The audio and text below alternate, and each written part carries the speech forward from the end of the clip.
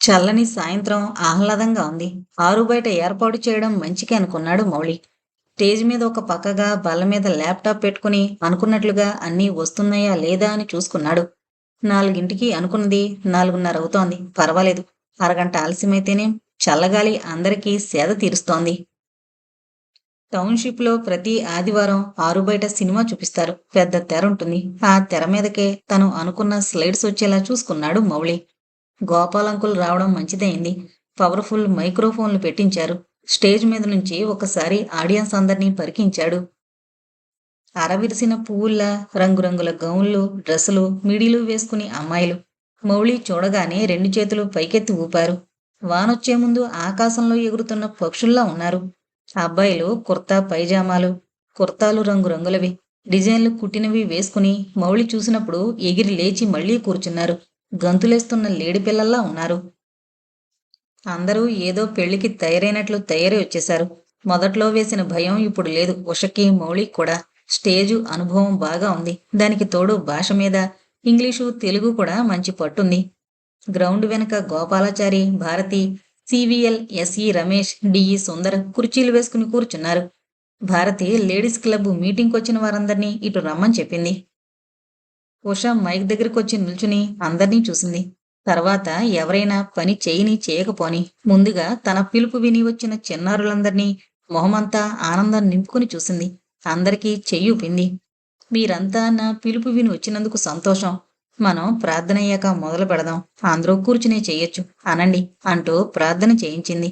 అందరూ ముక్తకంఠంతో చెప్పారు. స్కూల్లో రోజూ చేసేదే కదా. ఒక గంట సేపు నేను చెప్పదలుచుకుంది చెప్తాను. తర్వాత ఎవరైనా మాట్లాడాలనుకుంటే మాట్లాడొచ్చు. ఆఖర్న అందరికీ స్నాక్స్, టీ ఇస్తారు.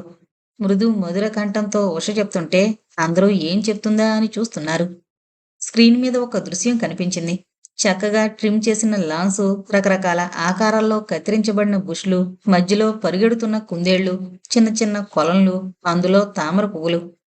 ఎలా ఉంది? చాలా బావుందక్క. ఇప్పుడు చూడండి. మౌళి స్లైడు మార్చాడు. అడ్డదిడ్డంగా పెరిగిన గడ్డి, ముళ్ళ పొదలు, మురికి గుంటలు. చూశారు కదా. ఇది మన కాలనీ. ముందు చూసింది కొంచెం శ్రద్ధ పెట్టి బాగు చేసుకున్న కాలనీ. మనందరం చదువుకుంటున్నాం కదా. అవునక్క. ఎవరో వచ్చి ఏదో చెయ్యాలని అనుకోకుండా మనమే మన కాలనీని అలా ఎందుకు చేసుకోకూడదు? అలా ధారాళంగా సాగిపోయింది ఉష గొంతు. ఇంకా స్క్రీన్ మీద ఒక పక్క ఎగురుతున్న పాలిథీన్ కవర్లు, ఇంకో పక్క అందమైన చెత్తబుట్టలో శుభ్రం చేసి వేసిన కవర్లు. ఒక దాంట్లో రోడ్డు మీద చెత్త పోస్తోంది ఒక ఇల్లాలు. ఇంట్లో చెత్త తుడిచి అందరూ చప్పట్లు, ఉష కామెంట్స్ వింటూ.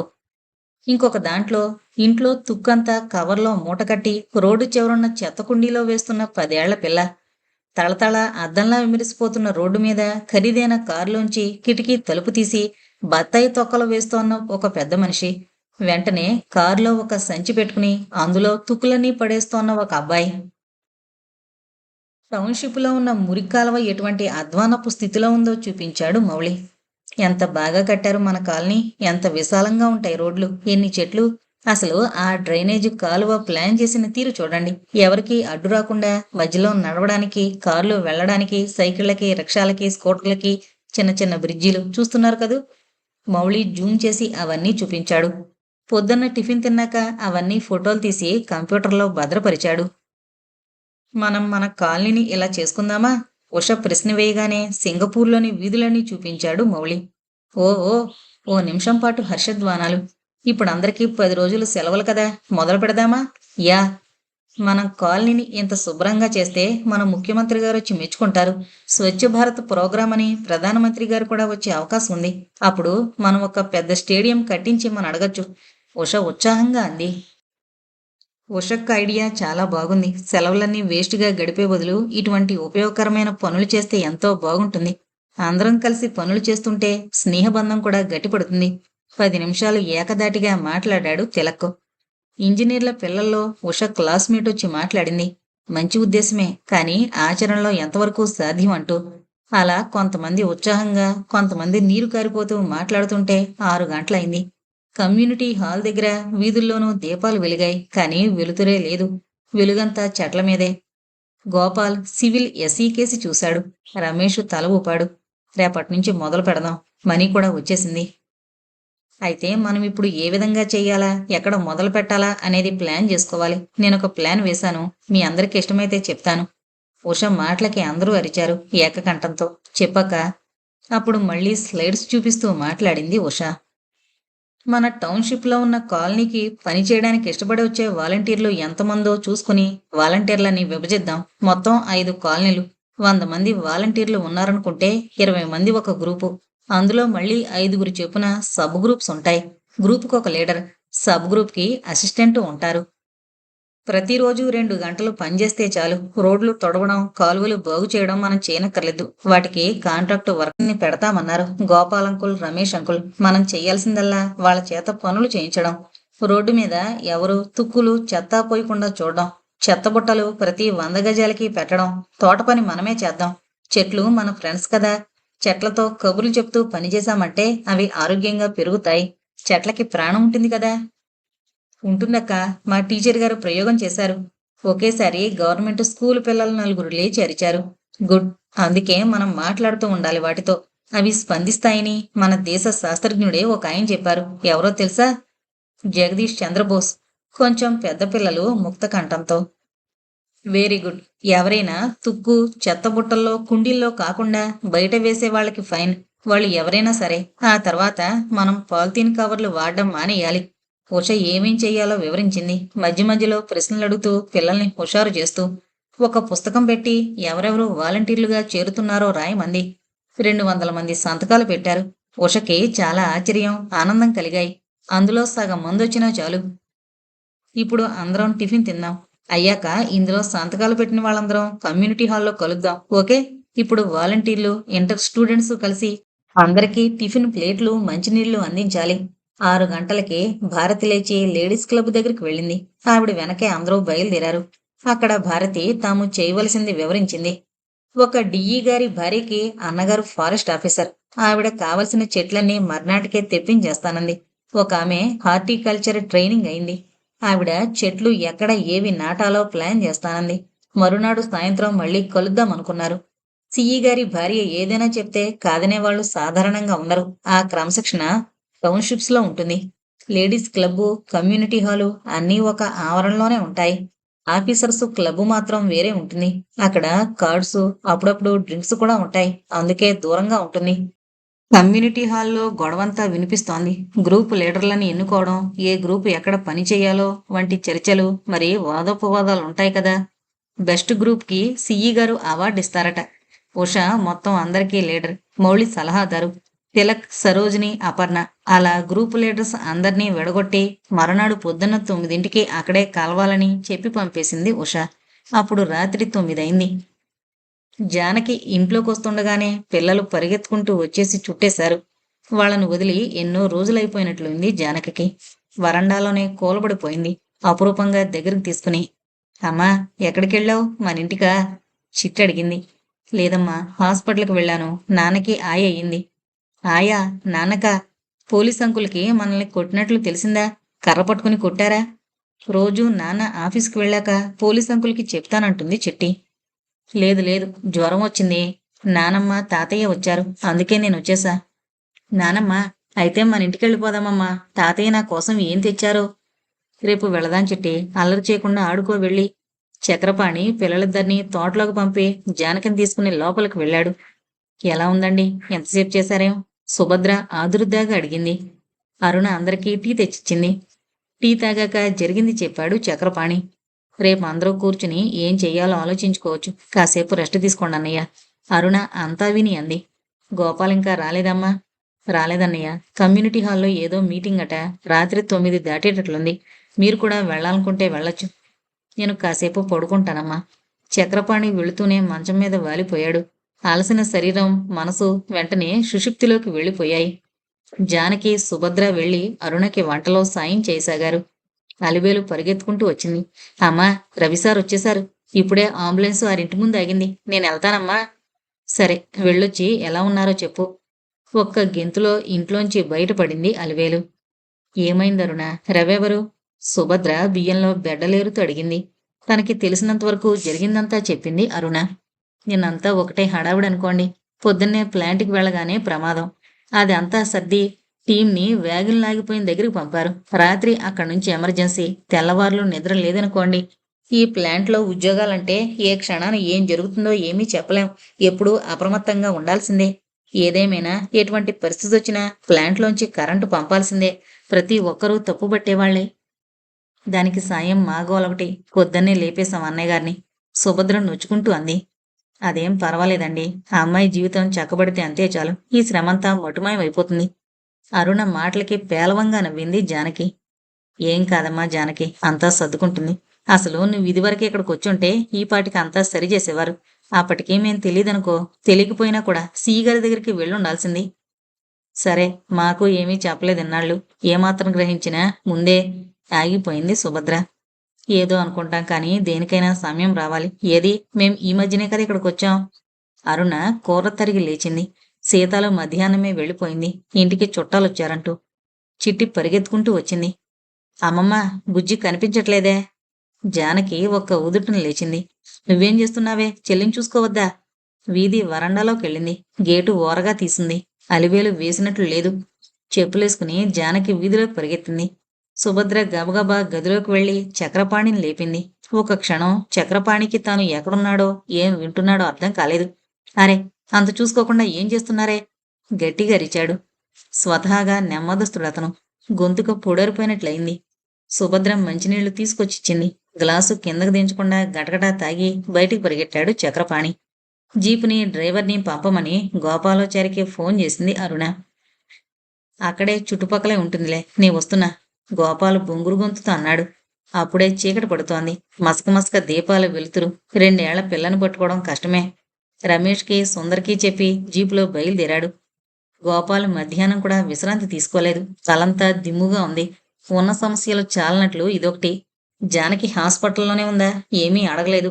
దారిలో అంతా చూసుకుంటూ ఇంటికెళ్ళాడు. ఎప్పటినుంచి కనిపించడం లేదు, ఆఖరుగా ఎవరు చూశారు? వరుసగా ప్రశ్నలేశాడు. జానకి దగ్గర్నుంచి వెళ్ళినప్పటినుంచి కనిపించకుండా పోయినప్పటికీ 10 నిమిషాలు కూడా గ్యాప్ లేదు. తర్వాత అలివేలు వెళ్ళింది. అలివేలు ఎక్కడికి వెళ్ళింది? రవి ఇంటికి వెళ్ళిందని అరుణ చెప్పగానే జీపెక్కి పోనీమన్నాడు. అతని బుర్ర పనిచేయడం మానేసింది. ఎక్కడికి సార్? రవి డిఈ గారిల్లు తెలుసా? డ్రైవర్ని అడిగాడు. తెలుసు సార్, ఇప్పుడే అంబులెన్స్ వెళ్ళిందటు. అంబులెన్స్ ఆగగానే పరిగెత్తుకుంటూ వచ్చేశారు సుగుణ, అనసూయ, అవినాష్, అఖిల్. తలుపు తీయగానే అందరూ గుంగుడారు. పక్కకి జరగండమ్మా. చైతన్య, రహీం అంబులెన్స్లోంచి కిందకి దిగుతూ అన్నారు. ఆంజనేయులు, భీమారావు వెనకపక్క, ముందు చైతన్య, రహీం పట్టుకుని స్ట్రెచ్చర్ దించారు. Singh, Ravi bag, male nurse, IV set పట్టుకుని దిగారు. అమ్మా. రవి కళ్ళు తెరిచి అనసూయను చూసి అన్నాడు. అనసూయ కళ్ళ నిండా నీళ్లతో వెళ్లి చేయి పట్టుకుంది. అవినాష్ దూరంగా నిల్చుని చూస్తున్నాడు. అతి మెల్లగా రవికి నొప్పి కలకుండా తీసుకెళ్లారు. తలుపు దగ్గరగా వెళుతూనే రవి కళ్ళు ఆశ్చర్యంతో, ఆనందంతో పెద్దవయ్యాయి. 2 పక్షులు వెల్కమ్ హోమ్ డాడీ అని రాసున్న బోర్డు ముక్కలతో చెరో పక్కన పట్టుకుని ఉన్నట్లు డ్రాయింగ్ వేసిన పేపర్ అతికించుంది తలుపు మీద.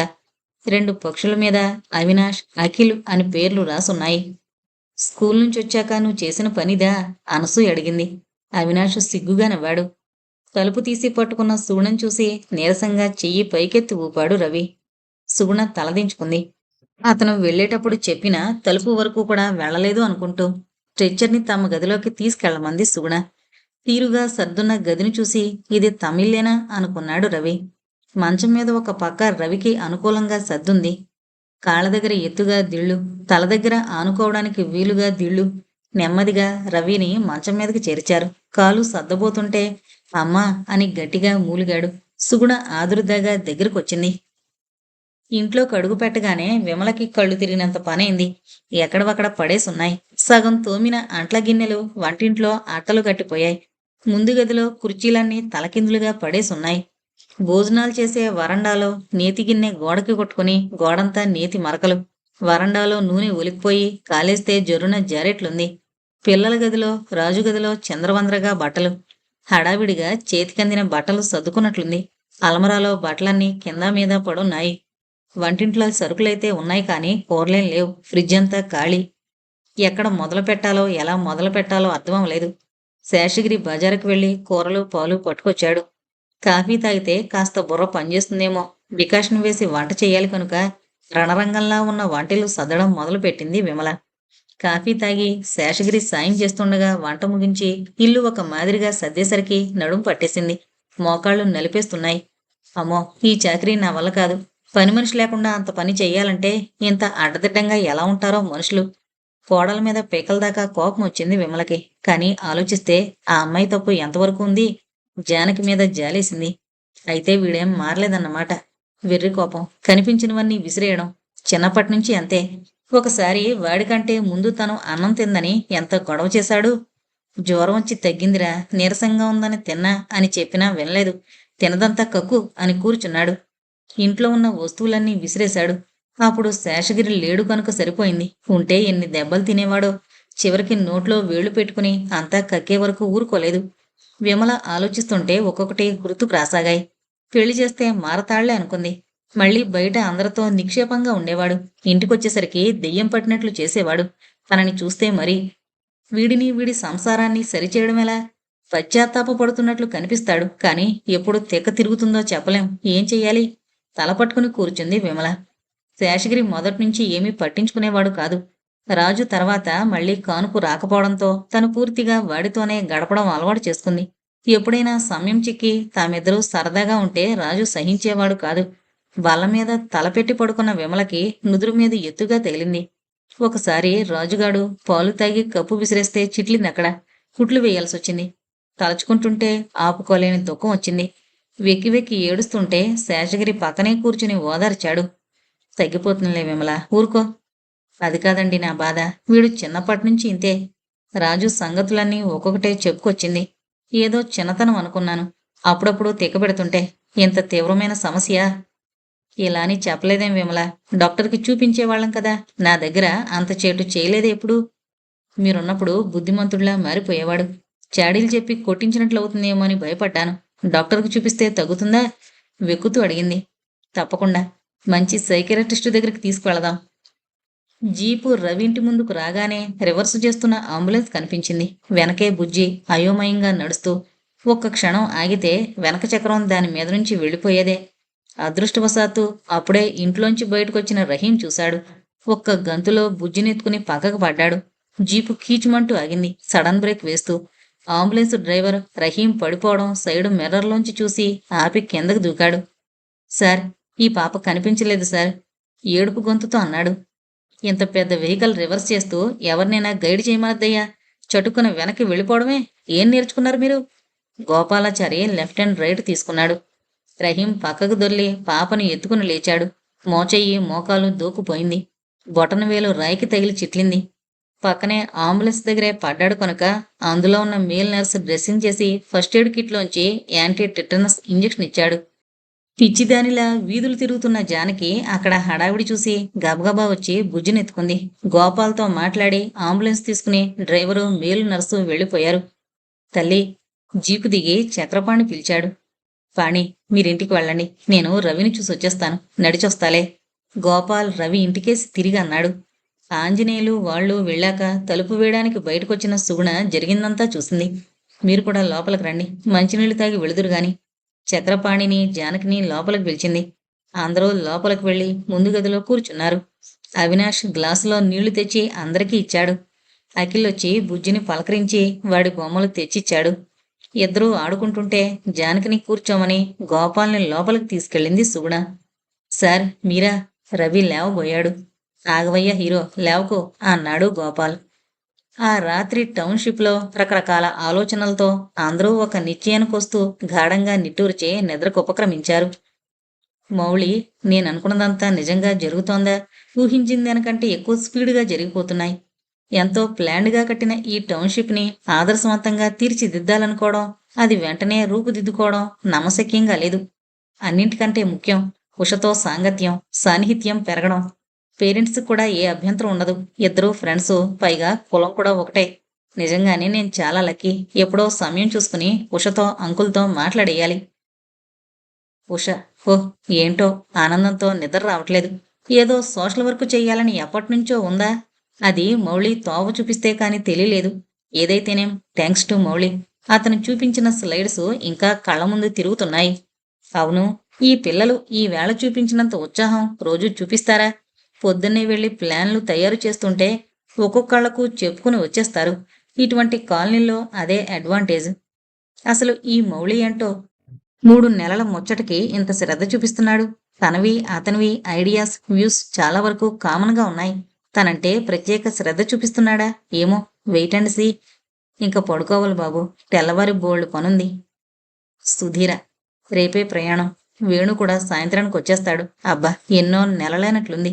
బొబ్బులుగాడిని మిస్ అయిపోతున్నాడు పాపం. అమ్మో, ఎంత ప్రమాదం తప్పింది. తలచుకుంటే ఇప్పటికీ ఒళ్ళు గగురు పొడుస్తోంది. మౌళికి ఏమిచ్చినా రుణం తెరదు. అన్నట్లు ఉషని మౌళికి సజెస్ట్ చేస్తే వెళ్ళేలోగా రేపే అత్తయ్యగారితో మాట్లాడాలి.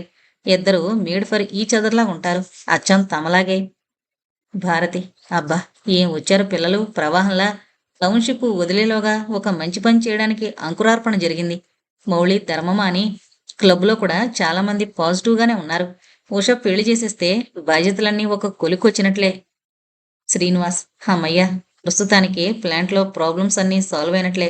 అన్ని స్టేషన్లు ఫుల్ కెపాసిటీతో నడుస్తున్నాయి. ఇలాగే నడిస్తే తమ ప్లాంట్కి అవార్డు రావడం షూరు. నిన్న మొన్నటి టెన్షన్స్ తలుచుకుంటే ఇప్పటికీ గాబరాగానే ఉంటుంది. అదృష్టం బాగుండి రవికేం కాలేదు. ఇంకెప్పుడు తమ స్టాఫ్కి అటువంటి పనులు చెప్పకూడదు. వీర్రాజు భార్యకి ప్రయారిటీలో అపాయింట్మెంట్ ఇచ్చేయాలి. రాజుకి ట్రాన్స్ఫర్ ఆర్డర్స్ తెప్పించాలి. అటువంటి వాళ్ళు ప్రొడక్షన్లో ఉంటే డేంజర్.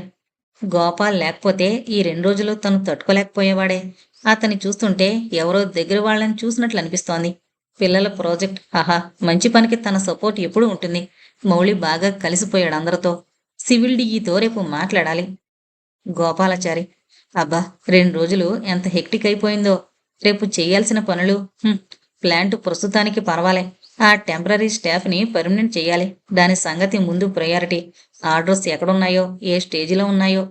పాపం పాణి, ఈ వయసులో పిల్లల బాధ్యత మళ్ళీ స్క్వేర్ వనకొస్తే తట్టుకోవడం కష్టమే. రేపు ఆ రాజు పేరెంట్స్తో మాట్లాడి తేల్చేయాలి. సాయంత్రం కమ్యూనిటీ హాల్ దగ్గర పిల్లలకి వీలైనంత సపోర్ట్ ఇవ్వాలి. నిద్ర పట్టేసి ఒక 6 గంటలు అన్నీ మర్చిపోగలిగితే. అరుణ ఈ వేళంతా ఇంట్లోనే సరిపోయింది. పాపం సుభద్ర ఎంత కలుపుగోలుగా ఉంది. జానకి జీవితం బాగుపడితే బాగుండును. పిల్లల్ని చూస్తుంటే జాలేస్తోంది. రేపైనా సిఈ గారి భార్య దగ్గరికి వెళ్ళాలి. ఏమనుకున్నారో ఏంటో. రేపొద్దున టిఫిన్ నిద్ర. చక్రపాణి ఎంత ధైర్యంగా ఉండాలనుకున్నా నిస్తేజం వచ్చేస్తోంది. ముత్యాల్లాంటి పిల్లలనుకుంటే ఎలా అయిపోయింది. రేపనేది పెద్ద ప్రశ్న అయిపోయింది. కళ్ళు మండిపోతున్నాయి. నిద్రొస్తే బాగుండు. రేపటికి కాస్త ఓపికొస్తుంది. సుభద్ర అదృష్టవంతులు. అప్పుడే గురు పెట్టేస్తున్నారీయన. ఎన్ని సమస్యలున్నా నిద్ర పట్టదనే బాధ లేదు. తల్లి కాపురం బాగుచేయ భగవంతుడా. నీ కొండకొస్తాం వెంకన్నబాబు నడిచి. అయ్యయ్యో, ఏదో అనేశాను. మోకాళ్ళు నలిపేస్తున్నాయి. అయినా తప్పదు, ఎక్కాల్సిందే. జానకి మనసు మెదడు మొద్దుబారిపోయాయి. అసలేం జరుగుతోంది. అమ్మో, నా పిల్లలు. వాళ్ళని ఎక్కడికైనా దూరంగా తీసుకుపోయి. కళ్ళు మూసుకుపోతున్నాయి. డాక్టర్ ఇచ్చిన నిద్ర మాత్రం పనిచేస్తున్నట్టుంది. రాజు ఇంకా రాదనుకున్న జానకొచ్చింది. అంతే చాలు. ఇంకా ఏమైనా కోపం తెచ్చుకోను. అమ్మ చూసుకుంటుంది ఏం చెయ్యాలో. ఇంకా ఆయాసంగా ఉంది. చిట్టి బుజ్జి రానేలేదు. చూడగానే మంచం కింద దాక్కుంటారు. ముందా భయం పోగొట్టాలి. సిస్టర్, సెడిటివ్ ఇవ్వవా? విమల రాజుకి నయమయ్యాక హైదరాబాదు ట్రాన్స్ఫర్ అడగాలి. ఒంట్లో బాగోలేదంటే ఎవరు? జానకి వాళ్ళ అమ్మా నాన్నల్ని వీళ్ళకి దగ్గరగా ఉండమని బ్రతిమలాడి రాజుకి ట్రీట్మెంట్ ఇస్తే బాగుపడతాడు. మధ్యాహ్నం అంతా గతుకుల రోడ్డు మీద ఎర్రబస్సు ప్రయాణం. ఒళ్ళంతా హోనం. దానికి తోడు ఇంటి పని. రేపు పని మనిషిని చూడాలి. పాపం ఈయన కూడా అలసిపోయారు. వచ్చే వయసా పోయే వయసే. సుగుణ రవిని చూస్తుంటే ఏడుపొస్తోంది. ఎన్నాళ్ళు అతని మీద వదిలేసి ఒకవేళ ఏమన్నా అయ్యుంటే పిల్లలకి నాకు దిక్కెవరు? Morphine injection ఇచ్చారేమో. పసిపిల్లాళ్ళ నిద్రపోతున్నాడు. ఛ, ఎంత ఫూలిష్గా ఉన్నాను. గట్టిగా లెంపలు వాయించుకుంటేనే కాని బుద్ధి రాదు. అబ్బా, పొద్దుట్నుంచి ఎంత పనిచేశానో. నేనేనా? విచిత్రంగా ఎక్కడా నొప్పేలేదు. అయినా చేసే వయసే కదా. ఎందుకో కూర్చున్న చోటు నుంచి లేవబుద్ధి వేయలేదెన్నాళ్ళు.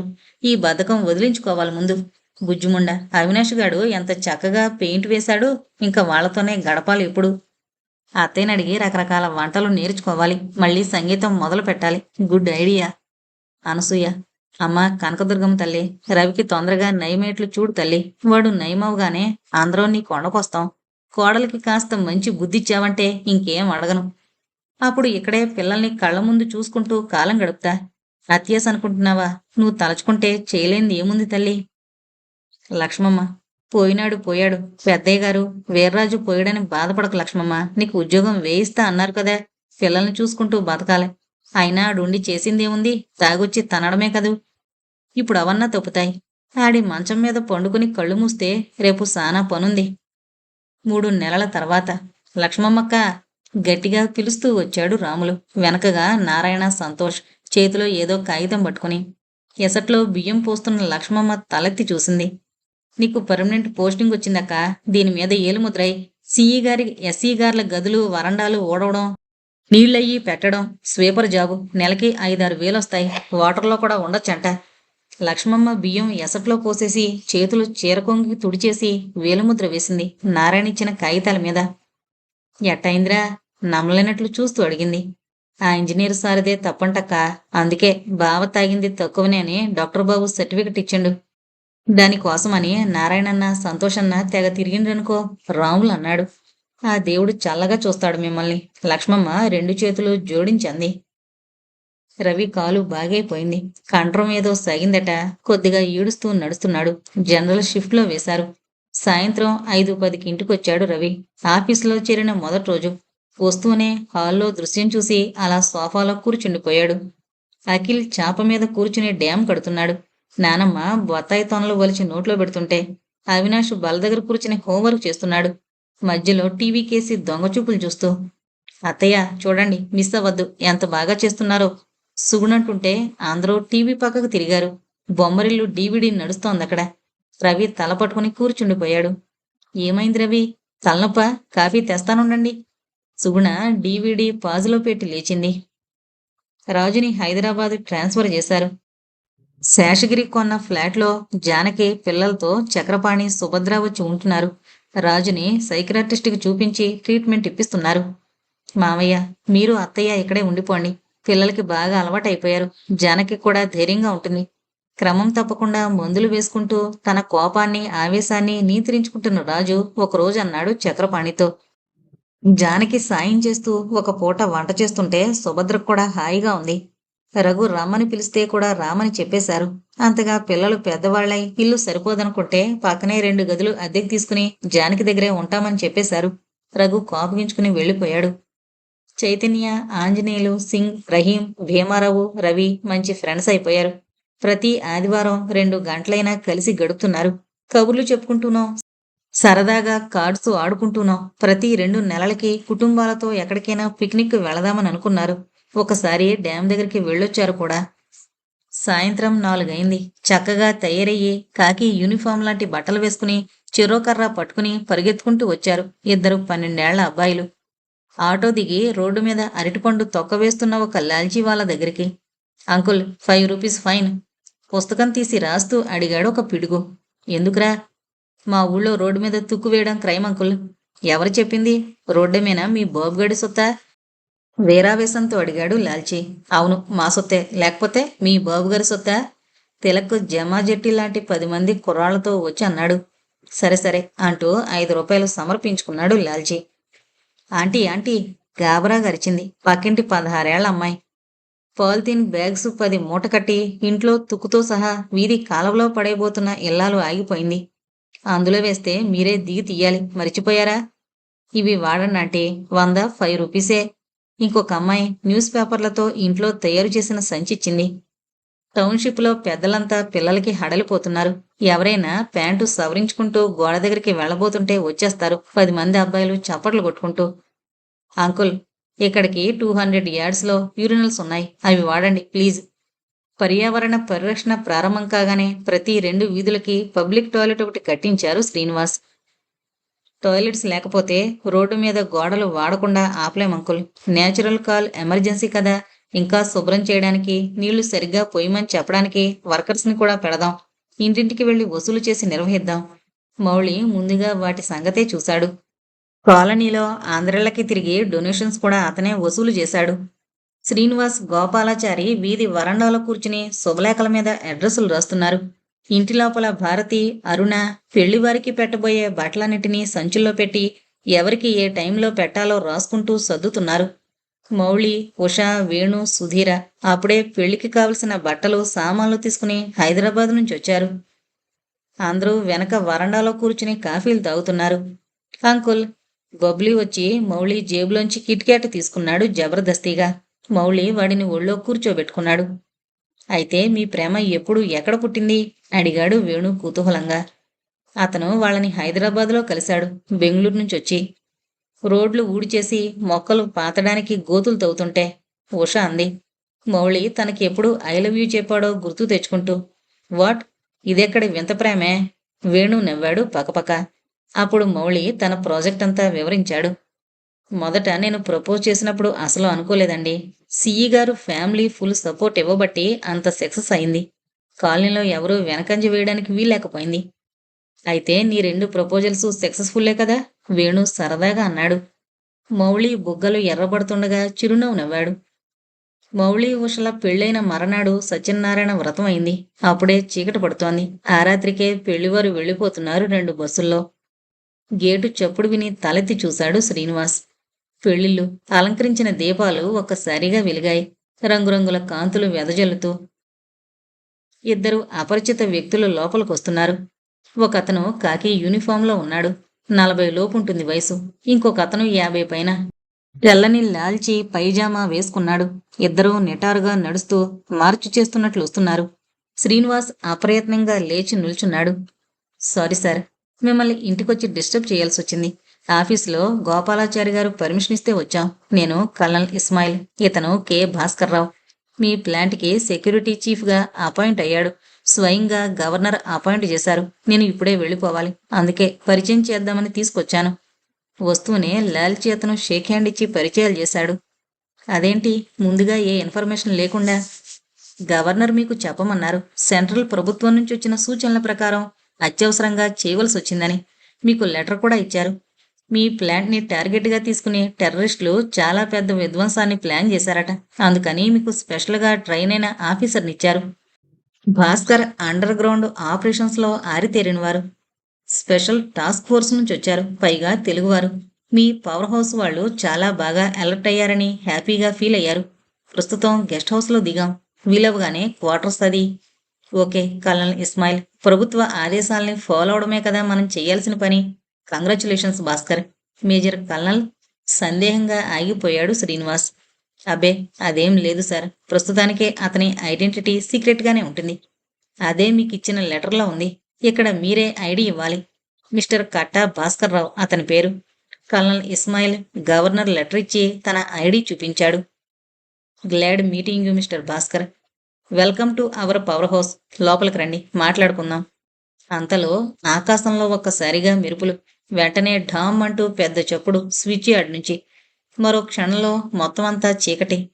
వస్తూనే మీకు మంచి వెల్కమ్. చూసారా మిస్టర్ భాస్కర్, ప్లాంట్కి వెళదాం, వస్తారా? కల్నల్ ఇస్మాయిల్, మీరు? శ్రీనివాస్ షూరాక్ దగ్గరికి వెళుతూ అడిగాడు. మీరు మీ పని అటెండ్ అవ్వండి సిఈ గారు. నాకు మరో గంటలో ట్రైన్, ట్యాక్సీ ఉంది, బయలుదేరతాను. All the best Bhaskar. Will be in touch. Bhaskar భుజం తట్టి వెనుతిరిగాడు కల్నల్ ఇస్మాయిల్. ఎమర్జెన్సీ లైట్ వెలుగులో భారత్ తెచ్చిచ్చిన కాఫీ కప్పు అందుకున్నాడు భాస్కర్. కూర్చుని తాగండి, ఇక్కడిదంతా మామూలే. మేఘం లేకుండా మెరుపులొచ్చాయంటే టెన్షన్ తప్పదు భాస్కర్ గారు. రాత్రంతా జాగారమే ప్లాంట్లో అందరూ. భారతి మాటలకి నవ్వుతూ తలుపాడు శ్రీనివాస్. బయలుదేరదామా సార్?